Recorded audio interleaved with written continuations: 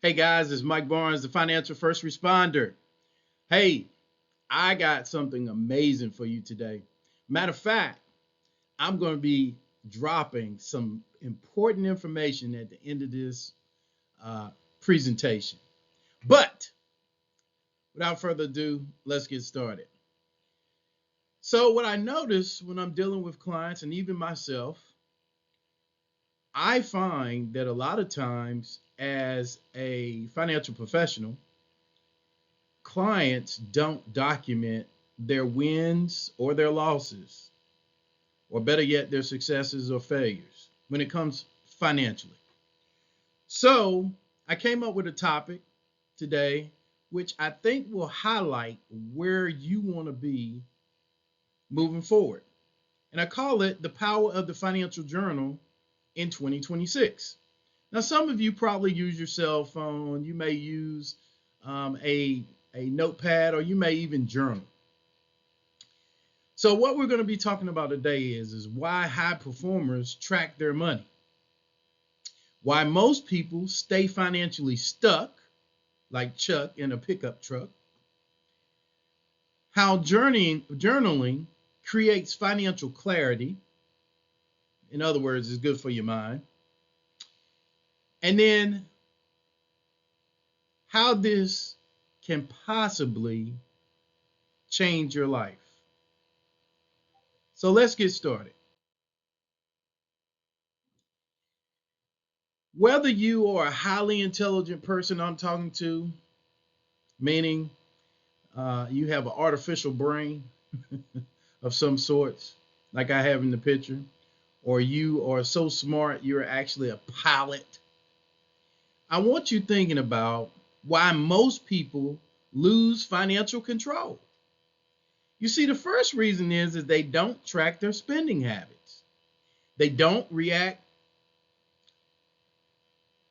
to any type of planning. They forget any financial lessons that they've learned, and they repeat the same mistakes. So I want you thinking about this. When you're talking to your children, a lot of times we don't talk to them about our financial mistakes. What happens when we die? Because we're all going to leave this body at some point. What if you had journals where you've written down your financial mistakes? Your children remember you talking about them, but now they can read about them and say, man, mom and dad, or mom or dad, or grandma or granddad, or aunt or uncle, or whoever their person of responsibility is, actually sat down and wrote when they made mistakes when they were using their money, or how they made mistakes, or how they came back off of that mistake. What if there was a way for you to do that? You see, that's why most people lose financial control, because they don't document. And I heard a long time ago, documentation beats conversation any day of the week. They react instead of planning. You see, reason number one, clarity creates confidence. Now, a lot of you have played some form of sports, and you always have a goal. You have a target. You have a weight that you want to do, or you have movements that you want to actually get better at. You see your income and your expenses clearly when you journal financially. When you track your goals and your progress monthly, you know exactly how it's going. You identify money leaks fast. You see, those money leaks are what make you broke. And then you get confidence because it grows with clarity. Now, I don't know if you've ever had a financial goal, but I remember the first time I was able to save $100,000 in my retirement account. That was a big deal to me. And the reason why it was a big deal because I never heard my parents talk about saving money. They never said, hey, you need to save. They never said you need to save for retirement. I never even heard them talk about an emergency fund. It just didn't happen in our family. So, with that said, as you journal financially, you're going to get some clarity, which is going to build some confidence, which is going to help your children's children later. Reason two, document your financial decisions. Whether you're having a cup of coffee and you're writing in this journal, identify your emotional spending triggers. How many times have we talked about people when they get sad, they go shopping and they run the card up? Reduce impulse purchases. You know, I remember one time my wife, I did this a couple of times to be perfectly honest. I bought a Mustang, 66 Mustang on impulse. Still got it. I bought a Ducati ST2 on impulse. I sold that. My first thing my wife said to me is, and I love her for this. She said, "You rather ask for forgiveness than to ask for permission." You have to build some discipline over time. And I don't know how many of you like the word discipline, because in most cases you think that that's an evil word. But what it actually does, it actually allows you to breathe when you have some financial discipline. Reason three, goal acceleration. Now I'm using the target here because I want you to understand when you're shooting towards that target, meaning you write your specific financial targets down. Maybe it's to buy a house. Maybe it's to buy the car you want. Maybe it's to travel somewhere. Maybe it's to be able to pay your college loans off. Maybe it's to fund your child's education. Maybe it's just to be able to take care of your loved ones if they can't take care of themselves. When you do that, and then you start tracking your net worth quarterly and review your wins and the lessons that you learned, you won't repeat those mistakes, but you will repeat the things that made you successful. You see, you stay focused on the long-term growth. Let that set in for a second. If I write this down, Mr. Financial First Responder, a specific target, something that's specific, measurable, attainable, realistic, time bound, SMART goal. I could possibly hit that? Yes, you can. See, reason four, improve cash flow awareness. Now, you'll see we have example here, the stock market and piles of money.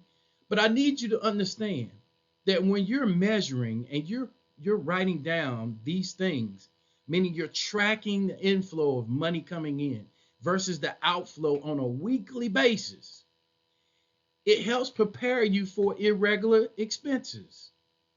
It allows you, if you've built an emergency fund intentionally, it allows you just to use what you need and then replenish. It allows you to increase your surplus over time. Why? Because you're not overspending.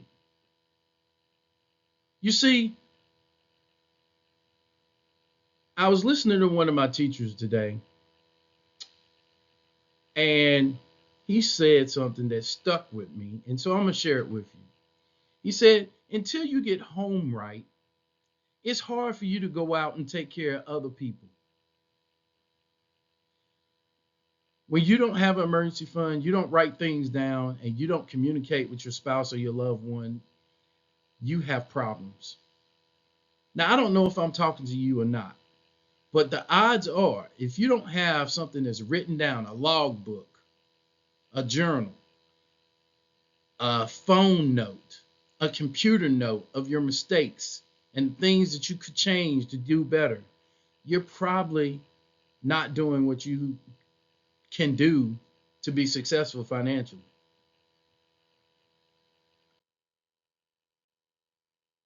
Reason five, better investment decisions. What we find is that people that write in a financial journal tend to make better investment decisions. Why? Because they know how hard it is for them to have their money grow for them. Remember, it's not how much you make, it's how much you keep. And when we talk about the rule of 72, the compound interest rule, that tells you the exact time your money will compound period or grow. What we're really saying is when we log our investment decisions in, that means we had to think about them. When we track the performance reflections, i.e., your quarterly statements, your monthly statements, you get a picture over time of where you're at. You can avoid emotional investing. Now, I know some of you, you're big crypto people, you're big stock people, you're bond people, your gold and your silver, whatever you invest in, some form of commodities, you are buying based off of impulse. And sometimes impulse is not the best time to buy your investments. You have to have a track record. You need to be seeing what the company or corporation is doing. You can improve your long-term strategy by writing the lessons down or keeping them in your phone. Reason 6, legacy and wealth planning.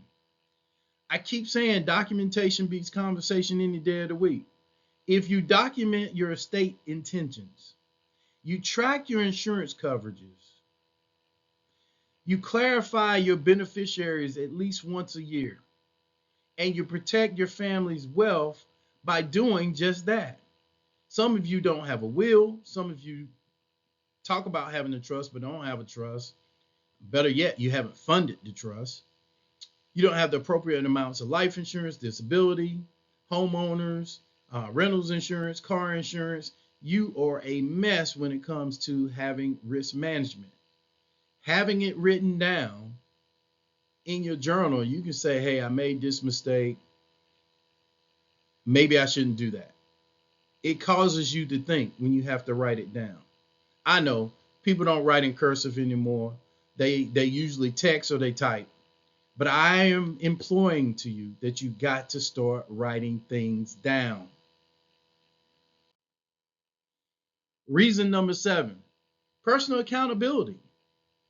You say, well, Mr. Financial First Responder, how accountable do I need to be? I see you got a compass up here. I see you looking at money and calculator and spreadsheets. How accountable do I need to be? You need to account for your money weekly. A weekly review habit is perfect. Monthly financial check-ins with your spouse at minimum. Quarterly strategy sessions with your financial professionals or your tax professionals. Annual wealth review with those same people. You need to be on it, because if you're not on it, and I tell people this all the time, if I care more about your money than you do, there is a problem. We have a problem in Houston or Florida, wherever NASA's at these days. How you plan on getting your spaceship off the ground if you keep hovering down here in the marsh? You got to look at your financial well-being on a consistent basis. Some of you use digital or physical journals. Digital convenience and automation. The physical is intentional and reflective. You can go back and look at it. Sometimes you won't go back into the computer and look at it. Hybrid approach recommended. Choose what fits your discipline style. Now you'll notice I have several people here. A woman writing and looking in her computer. A couple looking at their tablet or their iPad. You got another person. He's looking at spreadsheets, drinking coffee, and he has an iPad on the table. And then there's another individual looking at an iPad. Whatever your situation is, I need you thinking about, how do I monitor my financial situation? Who needs this most? You see, most of you are first responders, your military and veterans, your entrepreneurs, your medical professionals, your families building generational wealth. Whoever you are, I'm talking to you. You need the financial journal.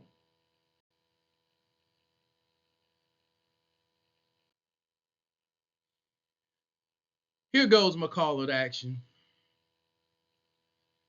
The first thing you need to do is start your financial journal today. You need to commit to tracking your results at least 12 months. What this is going to allow you to do is build clarity, have control, and because you're looking back over what you've done for the month, you're going to build wealth. Now, the financial first responder has been talking to you a lot about this financial journal. So here's what I want to do. Here's my offer to you. I want you to click the link here, which is based off the financial positioning system, because it's going to be a digital way that you can keep up with your net worth, with your stocks, your bonds, mutual funds, ETFs, crypto, insurance, everything in your hand. It'll allow me to work with you to help you get where you want to be. If for some reason you want more information, you can go to my website, www.truenorthadvisoryllc.com.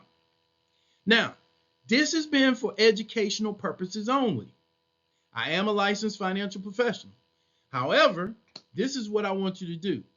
Somewhere in the DMs or in the messages, if you are interested in my new financial journal that'll be coming out on Amazon soon, I believe that's who we're putting it through, Amazon. Send me your email and your cell phone number, or just email, whichever one is best for you, either or, so that we can let you know when it comes out. Because I know that this will help you financially if you can document your finances. Of course, you can use a notepad. Of course, you can use a spiral notebook. You can use a computer. But we have the ability through the financial positioning system to actually set you up with knowing exactly where you are financially. And if you want a hard copy of the financial positioning journal, we can set you up with that too. Look, this is Mike Barnes, the financial first responder. Please like and subscribe my channel. I appreciate your time. God bless you and have a great day.